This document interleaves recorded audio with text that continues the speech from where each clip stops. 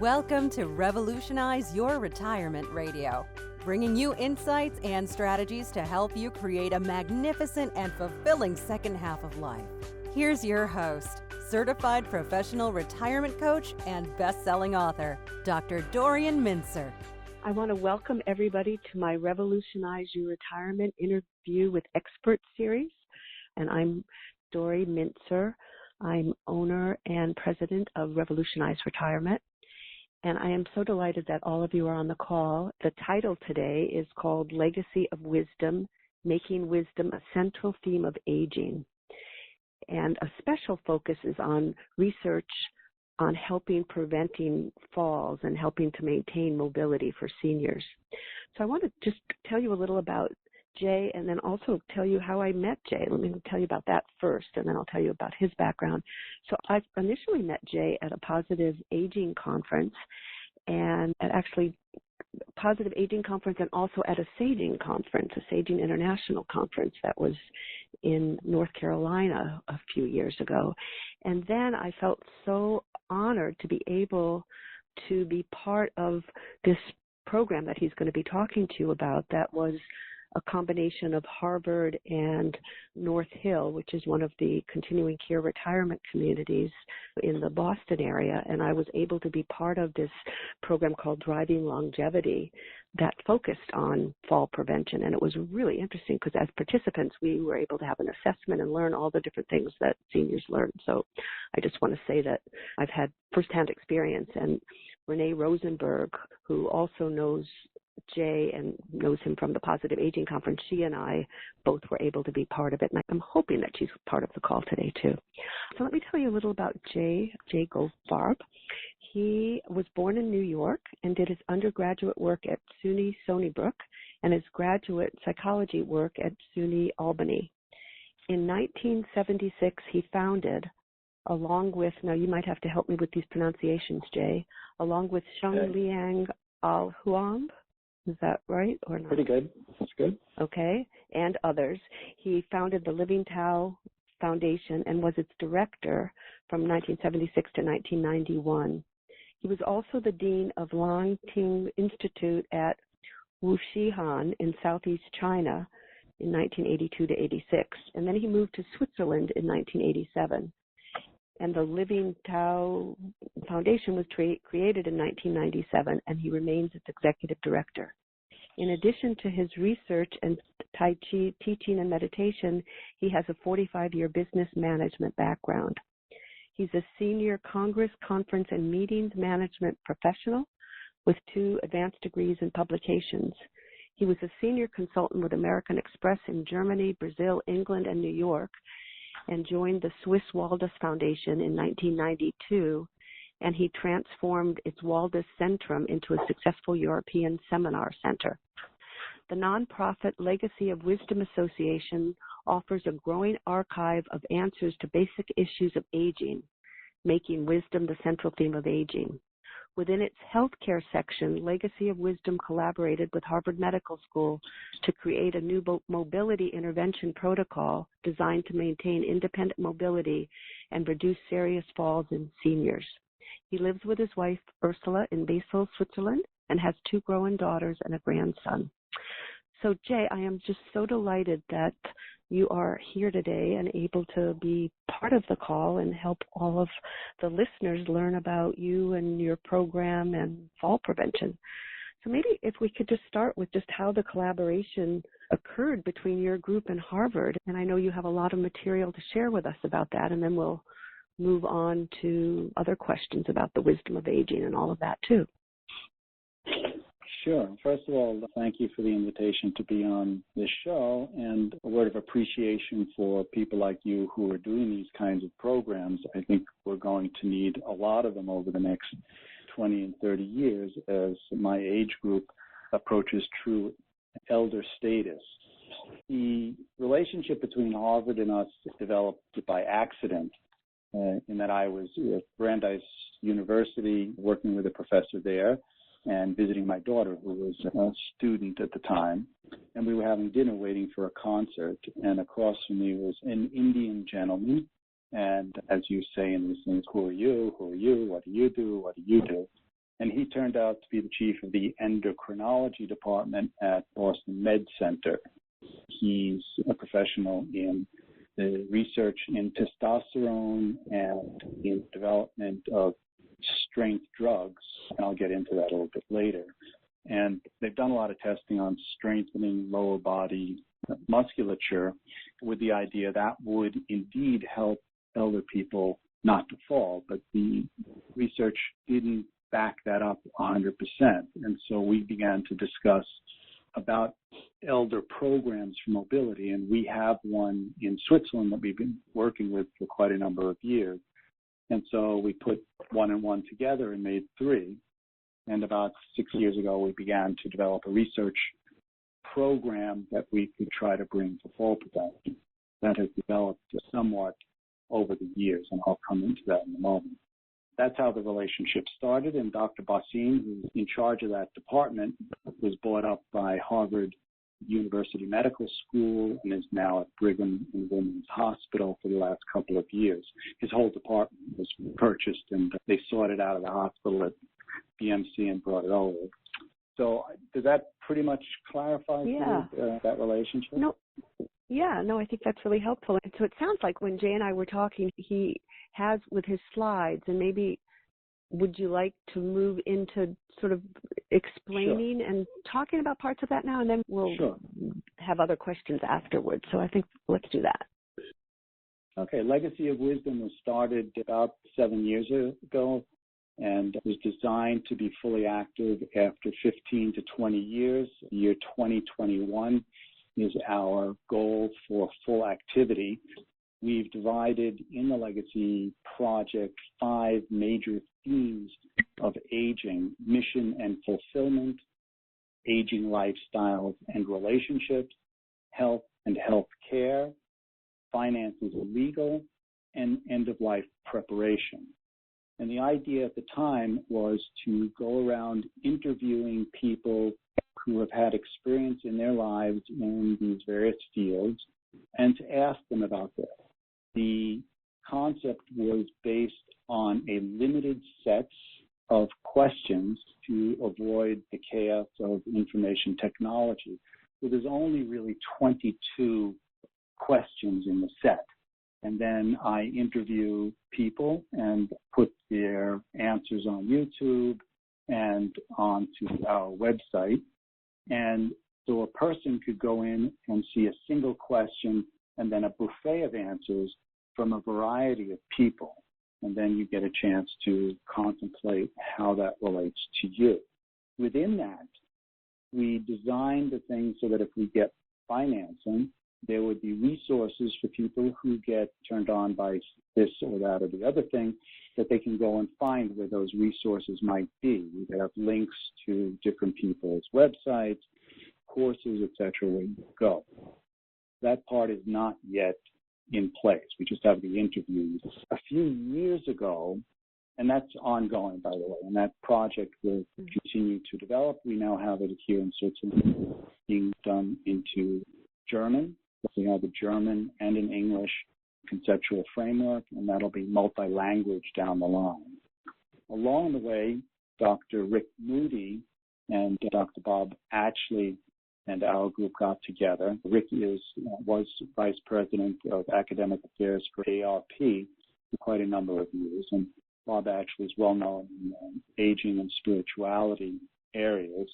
And we were discussing about where the junction between the work that we're doing and the coming aging catastrophe, I guess you could call it, is going to come from. And we're specialists in movement. And as a result, we thought about fall prevention as a place to come in because we've already had this program. And so we developed a project along with Harvard called Driving Longevity.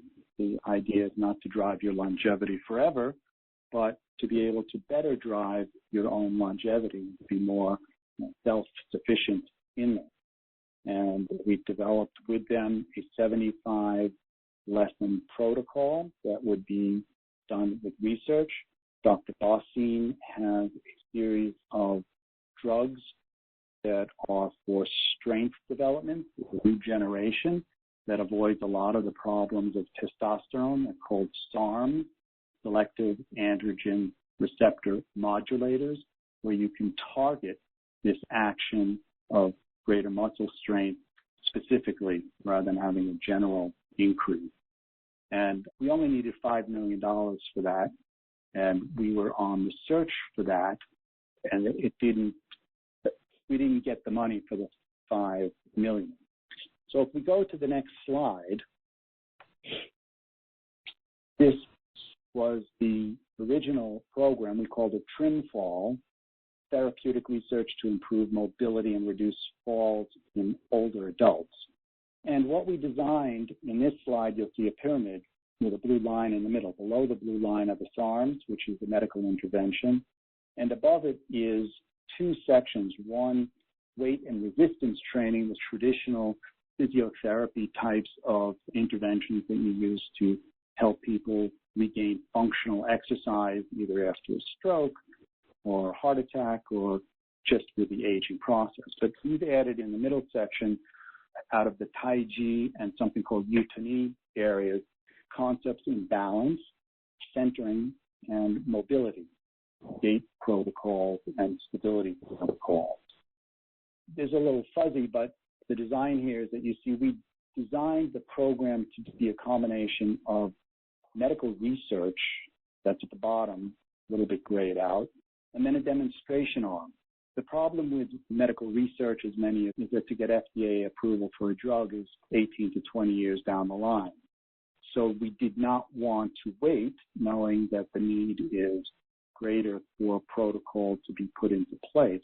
And so we designed a concept for a demonstration arm that would be paralleling the work in the research and would then be adjunctive to the information that we got. And we began to develop the demonstration arm. We had two conferences, one in New York and one in Boulder. The one in New York was with Mary Catherine Bateson and Roshi Joan Halifax, Rick Moody, Jane Fonda. And then the one in Boulder was with Rabbi Zalman Schachter, John Borisenko, and others. And both were designed to promote the kinds of work we were doing and allow us to do some market research and test out some of the pieces that we were working. So you see a lot of boxes in here. And this was a flushed out plan to develop the protocol and then to begin the marketing and then to combine it with the research. You can go to the next slide. I just want to add that what's so wonderful is just hearing and all of the different people that you've been collaborating with, and later we'll talk more about that, but I find myself just amazed at who all has come together to help move this forward. So I just wanted to comment on that. Anyway, go ahead. Yeah, great group of people. I agree. Yeah, it's wonderful. So here in Switzerland, we've developed something called the Swiss Mobility and Fall Prevention Protocol. We have a medical board, and my wife, who is an acupuncturist and a traditional Chinese medicine person here in Switzerland, is the main developer of the protocol, along with our board and myself, of course. And what's a little bit different in what we do is that we work with some of the basic Tai Chi principles. We work with something called centering a lot, and we do a lot of work on the feet, which have the proprioception modulators for people to understand how to balance and to be stable when they're walking and in place. Next slide. We also work a lot with spinal axis, how you stand straight, how you feel the extension above and below. That's my wife on the left. As you see there in one of our mobility classes in Basel. We operate a couple of programs that are more intensive programs. The mobility program is a weekly program of either 60 or 75 minutes each week, split into 6 lessons and run over a year in 4 modules with progression and deepening of learning. Here you see a program we do here in Switzerland at a seminar center that Dori talked about, the Waldhaus Center, which I helped build up over the last 25 years. And we have anywhere from 30 to 40 people who come each summer in the second week of August, and where we do a lot of the Tai Chi work, a lot of the psychology work about aging, dealing with the legacy program. Next slide, please. We have recognized that in aging, it's not just musculature and it's not just learning techniques. There's a lot to do with personal motivation, and so we do a lot of social type of events. And here's a midday lunch that we do monthly, where one of our seniors cooks for the people in a healthy way, and we'll have the rest of people in Switzerland from that. And the people share stories. We usually have some kind of artistic thing that goes on, something in the arts, music or whatever. And we have about 20, 25 people each month, and that's helped to build an ongoing network which helps motivate people to participate, which is a big issue, and to practice. For those of you unfamiliar with Chinese medicine, I thought I'd throw a little curve at you and just give you a sense of how the Chinese work with some of these things. And here you see a very, in a way, complicated, we have never been introduced to it, diagram. And they work with three, what they call centers or gates. And you see them in the person's back, a lower, a middle, and an upper. What they call the upper is the jade gate. And then you have these funny lines which have to do with the Chinese I Ching and the hexagrams and trigrams and the way they do their philosophy and their medicine. And so we do a lot of work with this material in training people. And I can talk to you if you have questions about that later. Next slide, please. We do a program every couple of years in China where it's a study program with continuing medical education credits. This is from our last one in Longshuo. And the next one will be at Hangzhou near Shanghai at the Zhejiang Traditional Chinese Medicine University. And I see that the date here is incorrect. It's March 19th to April 2nd. And in this program, we will go over this protocol, get collaboration with the Chinese, have challenges, etc., to help refine the program. And we are aiming, of course, for a three-continent collaboration between China, Europe, and the U.S. This is one of the things that we have learned to do over the years is to throw in multi-sensory challenges. And here we have a very nice woman drawing a tree. And trees are symbolic for a person.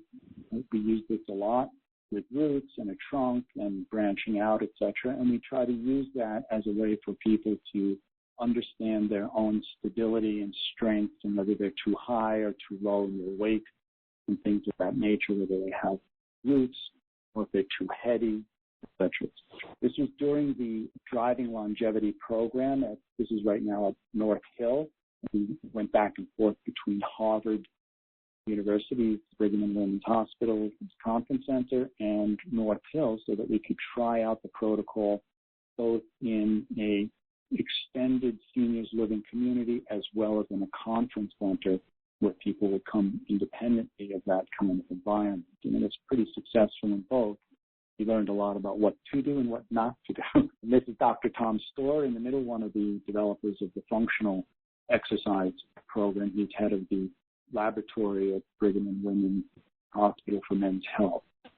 From the Taiji part, we train people in balance and the concept of the spine, so that here you have a bamboo and how can you hold lightly and still be stable. So you see one person who's not holding it at all, and yet there's a balance there, and another person who's very lightly holding the bamboo stick. And these are all part of our training devices that we use. If you're really balanced, I guess you can do the Karate Kid thing.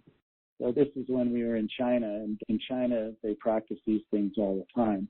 The little kids like to show off their ability to stand on one leg, et cetera, et cetera. And if we can get our older people to do this, we're in great shape too. So that's basically it. Let me go a little bit further about the driving longevity program and what we've developed now here in Europe and where we're trying to go.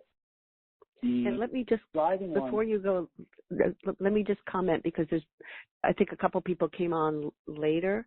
Right. Yes, everybody will get the slides, so don't worry about that. When you get the recording, you'll get the slides. So I just wanted to reassure people on that. So go ahead, Jay. Sorry. Okay. I would ask people to remember that the Driving Longevity Program, or the Mobility and Fall Reduction Program, is one part of the Legacy Project. The Legacy Project has a lot to do with trying to change the paradigm of aging to make it more normal. Many of us have many fears and different kinds of reactions to aging. And as Mary Catherine Bateson says, look, when you were born, everybody thought we were going to die between 65 and 75. And now we've added in 20 years of a new phase of life that she likes to call the age of active wisdom, which I like the phrase quite a bit. And so how to maintain personal independence as the body slowly deteriorates, as many of us will experience or are already experiencing, and how you maintain a good quality of life, spiritual self, your emotional self, and your physical self. This is really what our core programming is about. And out of that, in the health area, really came this mobility issue, because it turns out for many people that maintaining independent movement in life is one of the major factors in feeling like I'm okay. I'm not a burden to my codependence, so to speak, and so therefore I'm feeling better about things and just don't take away from other people. And so a lot of our programming is about people learning about their bodies, about how to use their bodies differently, not to be afraid of them for those who have never really been so familiar with their physical selves, and to learn about what we call the importance of centering. And that is a very loaded word, I know. So we've developed out of the research protocol this demonstration protocol that's very active in being able to get people to experience directly some of these features. So we are now down to a 6-lesson protocol, very basic, that gets repeated 4 times, so that a senior person who repeats this and goes deeper actually gets a fairly good window to be able to maintain some practice along the way. And certainly in Switzerland, by using the social cues that we have with our group work, a lot of them come because others are there, they want to see the people again, have the midday lunches, and that becomes a critical feature. So here we're trying to collaborate with another hospital called the Felix Platter Spital, and this is the new geriatric center in Basel, Switzerland, that has been targeted by the state as a model for the future of aging. So the director of the program, Dr. Reto Kressik, was the former head of the Gait Association here in Europe, and is the top researcher in the world on gait. And they've developed here a program where they're buying up many blocks around the hospital and redoing the hospital as a geriatric center, and will build 500 living units, multi-generational, as a test. We do not have here in Switzerland the same kind of communities that are all over in the United States, which have different degrees of challenges. Here it's more the old age home. There are some of these communities, but not many. So this is a big test for them. And we have a meeting in about 2 weeks for a research project on our protocol to bring together some of these different features. There's a lot of research that's been done on strength training, exercise training, etc., which show that people who exercise, they do better as they get older. We have also done research over the last 25 years in this area of Chinese exercise called Tai Chi and Qigong that also shows, not as extant with the research yet, but it's only 20 years old, the efficacy of doing Tai Chi for balance and gait. We will attempt to bring together the first research program that will combine officially both protocols into a single unit, and that's our Driving Longevity program, which is now called here Basel Mobility, because we're trying to get the hospital, so we have to be a little political and give them some credit here. So we're calling it Basel Mobility at the moment. We'll have that meeting shortly. And the main tenets are a person comes and learns about this concept of spinal centering, the access to the ground through the feet, and a sense of awareness around them. And key to that is Tai Chi is known as three-dimensional exercise, is the cognitive aspect of dual tasking. There's a lot of interest in the dual tasking modalities, which allow people to practice as they're walking, being aware of their surroundings. We know as we get older, our focus gets very limited, and if somebody walks by you and says hello, your head turns in the direction of the hello, and you drag the body with it, and you are all of a sudden at risk for falling because you've changed your center of pressure and your center of mass. But these are major issues of the work that we're trying to do. Maybe I should stop here and see if you have anything you want me to catch up with or clarify before I go any further. Okay, no, that sounds good. And I wanted to just give a little example from having been there that might be helpful. That part of what I had found so helpful is I've been aware with my aging that my balance was getting off a little bit. We have a lot of stairs where I live, and it was very interesting because for everybody who was part of this Driving Longevity, the one I went to in Boston, there was an assessment, and it did confirm about my balance. And so therefore, some of the work that I did over those few days that I was there with the protocols were working on that, and there were great suggestions. Even things like when you brush your teeth, stand on one foot. And recently, I just in my own life know of a couple of people who've fallen, one who broke his pelvis, another who luckily didn't break a hip but got pretty bruised up. So falling is such a big issue, and I found it helped me, and as Jay was saying, the spinal centering, the real groundedness with your feet, the Tai Chi, the using the resistance bands. These are things that all of us can use, and also it can be very useful for people in assisted living programs and nursing homes and continuing care retirement.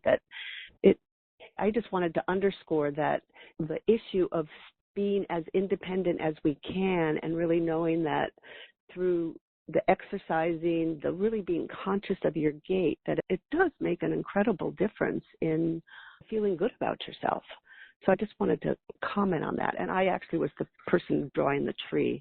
My creativity isn't that great, but that when Jay had said that was me in the slide, that when you see it.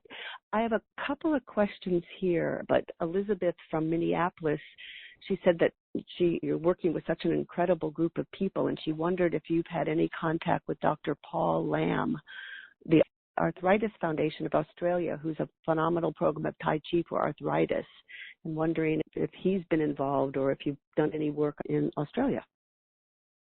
We haven't done any work in Australia at this particular point. We have worked with Howard Choi from Australia in developing some of our protocol earlier in the practice. Paul Lamb's work I'm a little familiar with, but I'm more familiar with the work in Atlanta through Stephen Wolf and the Fix-It program, and Fu-Chong Lee's program out in Oregon, which is the only CDC-approved Tai Chi currently operating in the U.S.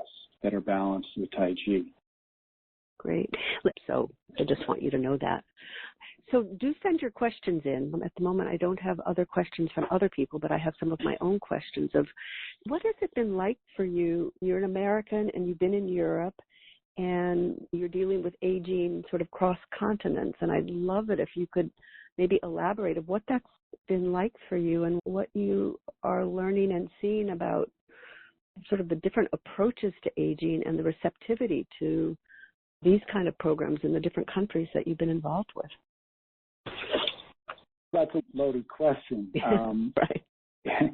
It's cross-culturalism is, from my experience, not as easy as I once thought it should be or could be. For instance, at the moment, an American living in Switzerland is at a tremendous disadvantage because of the IRS's protocols worldwide. I no longer, for instance, can sign any authority paper in Switzerland. Even for my wife's power of attorney on her financial accounts, I'm not allowed to sign. So the Swiss people in getting grants, and we're a nonprofit, tax-free here, have all said to me that if we want to gain research money here, we should put my name somewhere on a back sheet and hide it, and put some Swiss people up front and really make it Swiss for the Swiss. And that's been an eye-opener for me. When I first came here 27 years ago, there was a very different quality about Central Europe.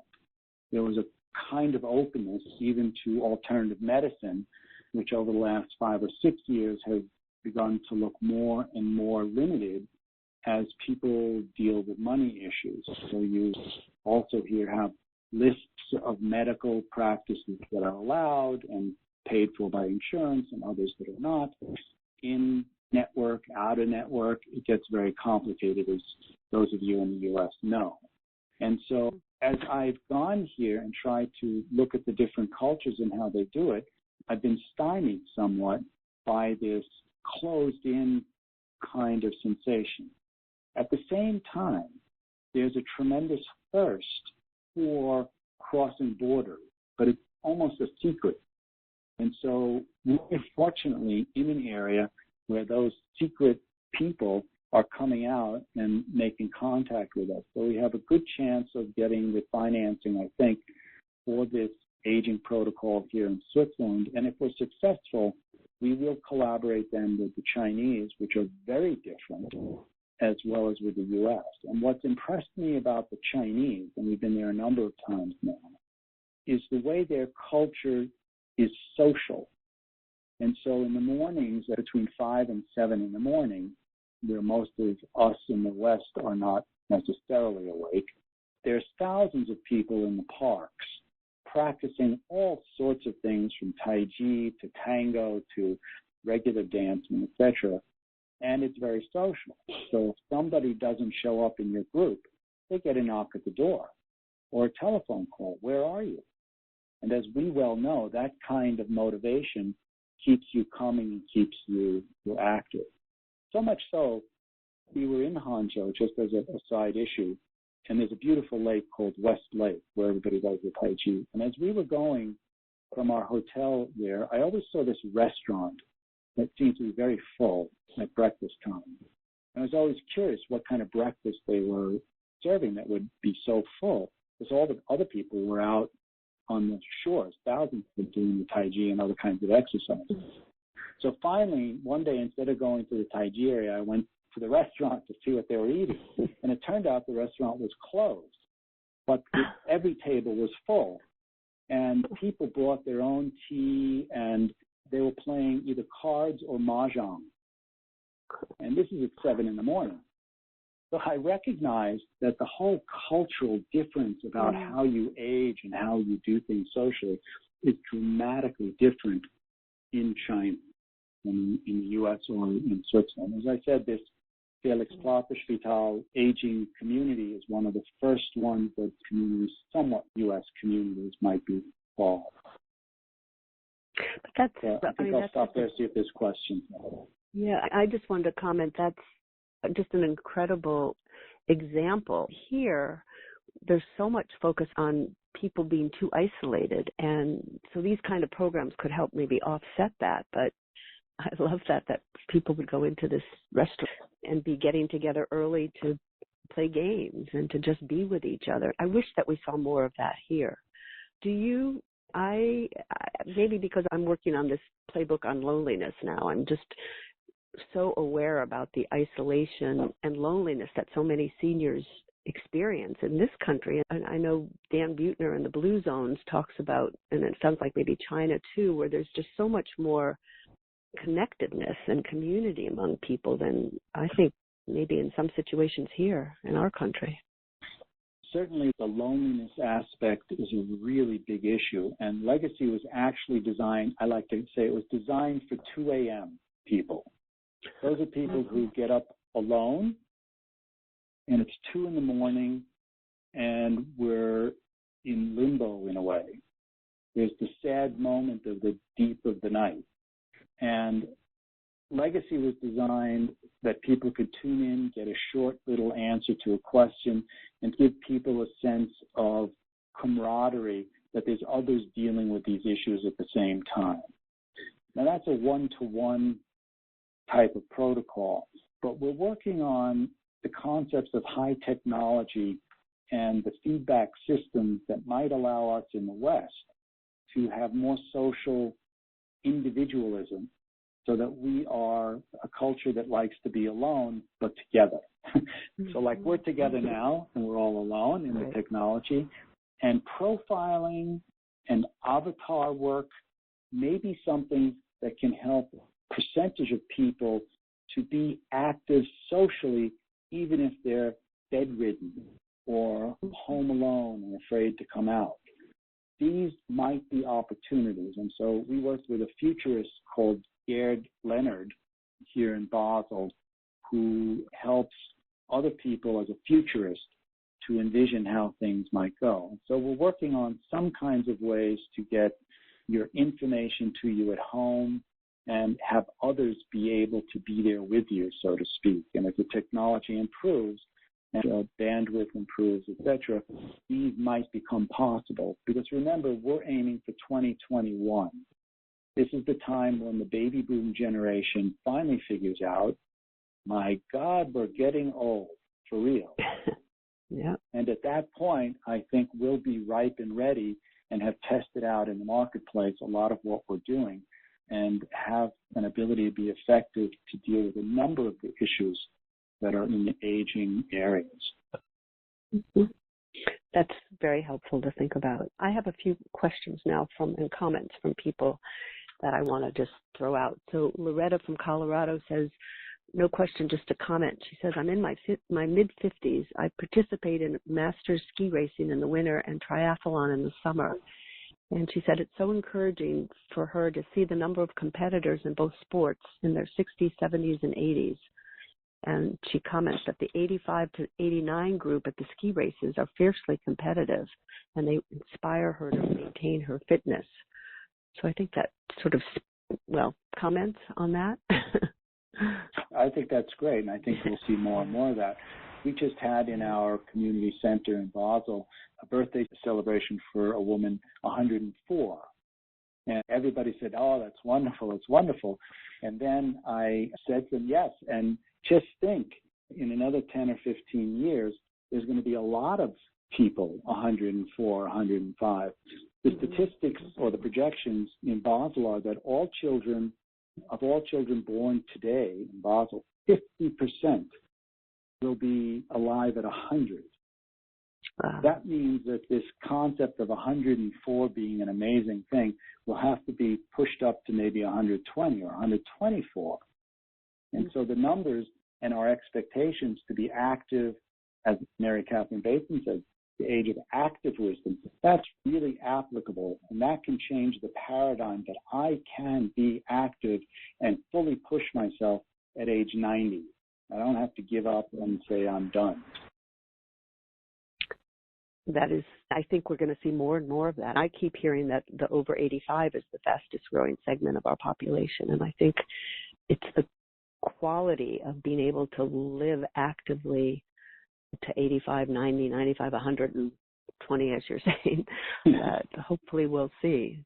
Meg from Weston asks or comments first and says, I'm very impressed with the many aspects of this project, not least how holistic it is. And her question is, have you taken anything from the yoga tradition? There's a therapeutic yoga movement dealing with similar issues such as Parkinson's and all. Sure. We work with Peggy Cappy, Yoga for the Rest of Us from NPR. And I was an old yoga student, so of course, it's just in the marketing, you have to choose your weapon, so to speak. And the yoga materials, of course, are certainly part of it, particularly the flexibility aspects, which we get out of the Tai Chi. And as we develop this, we do use a lot of the flexibility aspects, the quieting of mind, the concentration materials.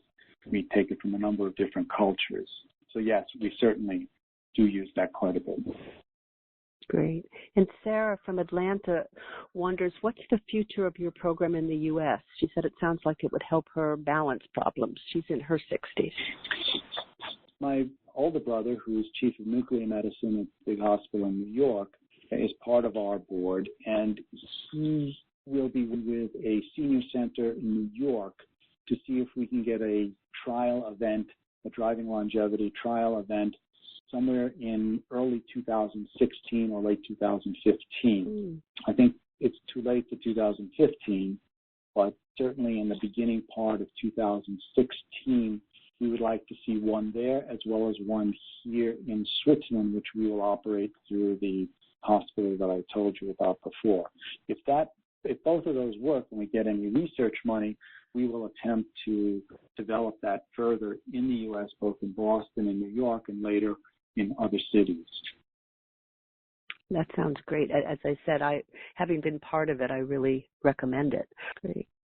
I have two more comments that both really have to do with China and maybe the difference between Chinese culture being more social than ours. Loretta from Colorado said that she was so surprised by the number of individuals in the parks in Beijing, and she said that her guide told her that many individuals were required to retire at 50, and they came to the parks because their living quarters were small, and there were groups doing everything from small musical groups to exercising and with fans, scarves, wooden swords. That's interesting, too, of having it be the incentive, I guess, with small houses to come out and socialize with other people. And that means we should all get smaller houses, right?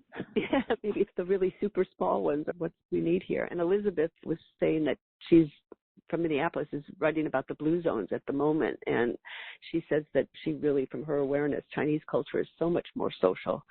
And she says maybe we need more social individualism in the U.S. So, we're trying. We're a society that's, ingrained into individualism. And we have to find a way that we open that door to the social process and the community. And we're very active community-wise, but we like to be alone.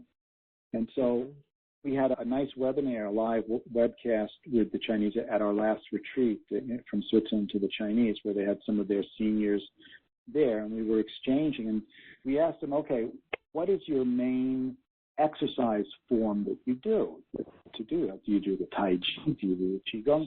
And they said basically there's two types of groups. There's the morning people who are the serious characters who do all these training programs. And then in the afternoon, the parks are just full of people dancing. And they do just dancing. You come as an individual and you dance with everybody. It's not like us that you come with a partner and you dance with your partner. You just go dance. And I found that fascinating. And part of this program that we're going to do in next year will be to visit these afternoon dancing things. And many people go 5 days a week. Who can do that and participate because it's so much fun, and they're not all retired.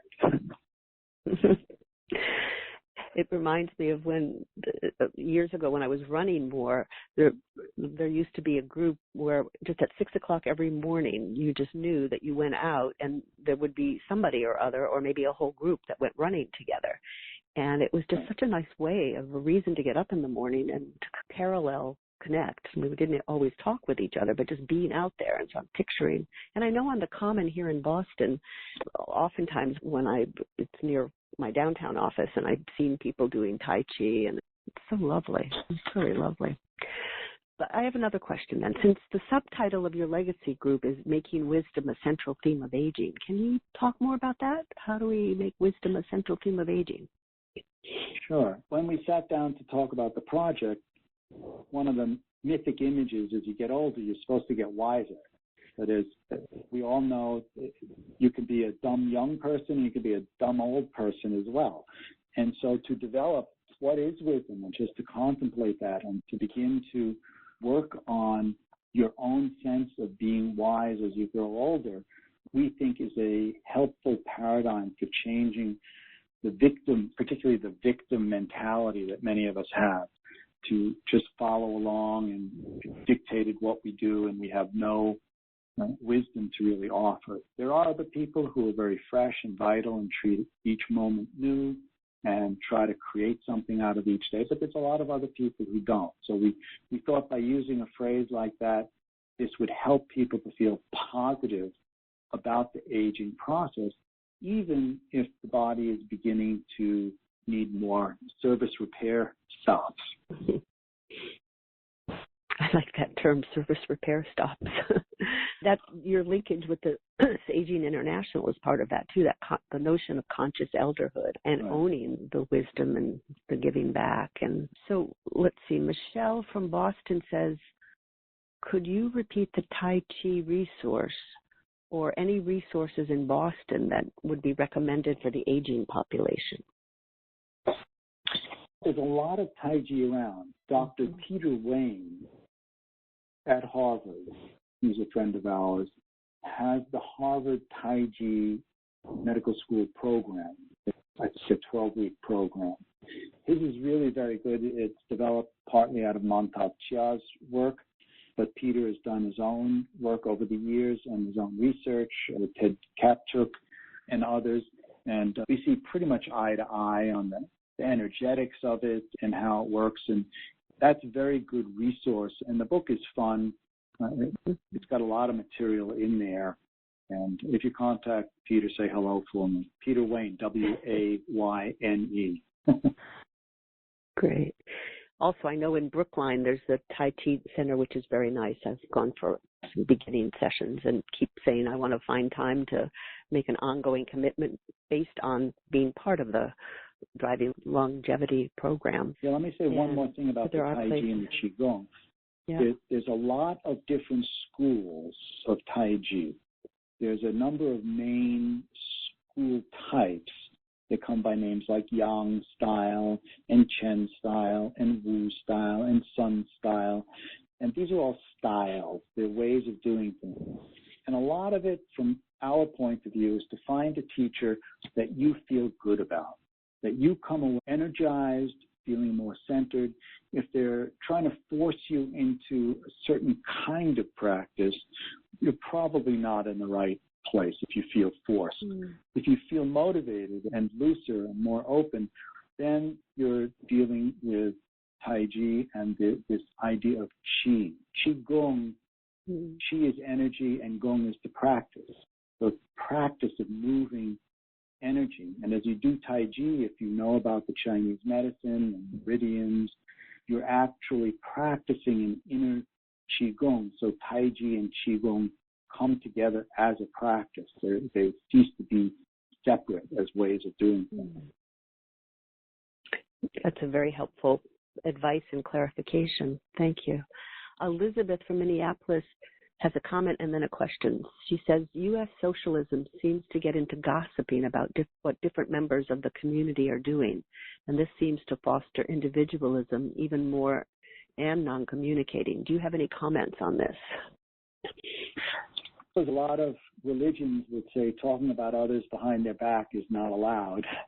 I'm not a big person to want to talk about other people, but I know that gossip and things of that nature tend to do damage to individuals who hear about it, and they close down.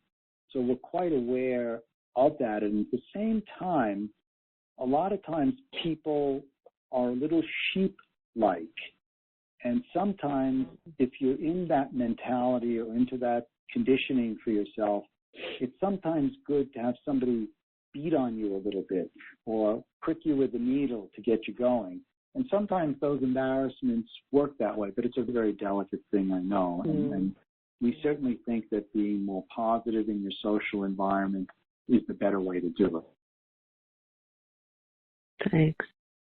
So Michelle from Boston comments that Roger Janke from California comes to Kripalu and has a teacher training for community-centered teaching. Are you familiar with his work? Also, yes.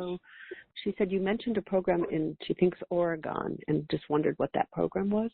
That's the only CDC, Center for Disease Control, approved protocol for Taiji. It's in Oregon, and it's Fuzhong Li, L-I. And you can just look for Taiji and CDC, and you'll pick it up. Taiji can be spelled T-A-I-C-H-I, or as we do it phonetically, T-A-I-J-I. These are just phonetic ways, north-south in China, of doing it, like Beijing or Peking. Some are hard, some are soft, and those different languages. And Roger's program is very good. He has his own program. He was at one of the conferences with us, and he had a nice long talk. And the balance with the Taiji from Fuzhong Li is long running, and they have a lot of research programs in Oregon ongoing. There's a number of groups doing research in the Taiji. And as I said, it's about 20, 24 years old, the research, so it's fairly young compared to other research.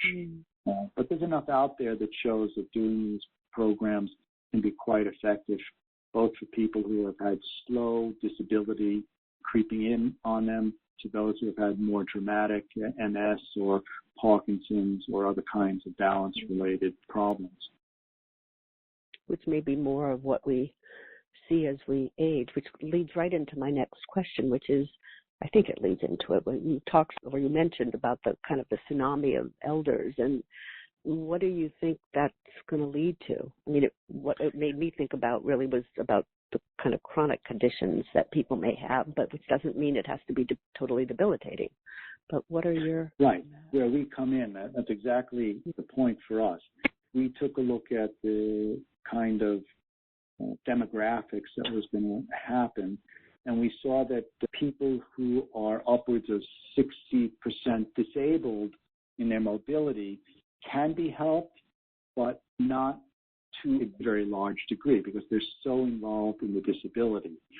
Those down at the 10 to 20% range are just beginning to have issues, and many of them are in denial or have compensation techniques that can avoid it. But the people between 20% and that 60%, the ones who have become honest and are aware of their processes, these are the people that we think that these kinds of programs, not just ours, but many others, can really help us to stay active, vital, okay, and not as dependent on others as we would be without them. So Marilyn from San Francisco says, from your viewpoint, what's the most effective exercise to prevent falls? Awareness. Know where you are at each moment, and you'll avoid the pitfalls. As a matter of fact, in China, they have a nice exercise where people walk backwards. So they walk backwards to practice these kinds of multi-directional training so that your feet become aware. If you pay attention to the bottoms of your feet, your basic center of balance, which we treat as being what's called the lower dantian, a little bit below your belly button and in your center, these two factors combined with cognitive awareness, not going into what we call pizza land or la land with your mind, really staying present. This is probably the most effective methodology. And I remember in the program I was in, so much of your emphasis was on really rooting your feet, being grounded, really that balance, which has so much to do with core. And it seemed like, so the awareness, that centeredness, seemed so crucial. Yes, I'm very happy that my wife, who is a movement specialist for many years, went into the traditional Chinese medicine and really helped to develop this combination of great techniques out of the movement work, the dance work, the joy of dance and the joy of movement, along with these scientifically proven capacities. And bringing these two together is really one of our specialties, and it's really quite lovely to see what happens to people in these programs. Yeah, no, it is quite special, the way the two of you combine and the movement and centering and balancing and awareness, mindfulness. I really recommend to all of you listening, if you have an opportunity at some point, whether it be in this country or elsewhere, to try to be involved in this. I'm seeing the time, and I want to be respectful because it's dinner time in Switzerland, and Jay had said at the beginning that his 90-year-old mother-in-law is patiently waiting for dinner, so I said we wouldn't go far over. But I just wondered, the final takeaway, what's the number one question for people in regards to aging, or what would be the final kind of takeaway you'd like people to have from being part of this call today?